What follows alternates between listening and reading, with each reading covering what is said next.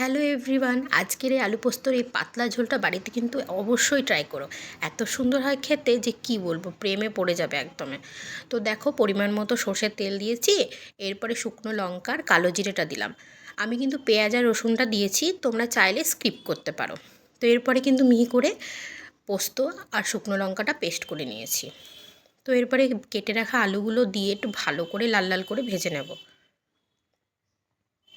এত সুন্দর হয়, তোমরা না খেলে বুঝতে পারবে না।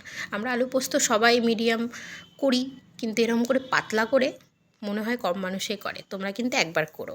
তো এরপরে দেখো, আমি টমেটো নিয়েছি কিছুটা কুচানো, সেটা দিলাম, আর স্বাদ মতো নুনটা। এখানে সেরকম কোনো মশলাই লাগে না, সিম্পল একটা রেসিপি। এত সুন্দর হয় খেতে, না খেলে বুঝতেই পারবে না।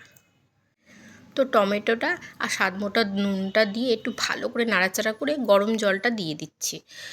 পরিমাণ মতোই দেবে, যে হিসাবে খাবে। তো সব দিয়ে একটু নাড়াচাড়া করে চাপা দিয়ে দিলাম। এরপরে চাপাটা খুলে যে পোস্তটা করে রেখেছিলাম পেস্ট, সেটা এর মধ্যে দিয়ে দিচ্ছি। তো ব্যাস, পোস্তটা কিন্তু নামাবার আগেই দেবে, না হলে ভালো লাগে না এটাই।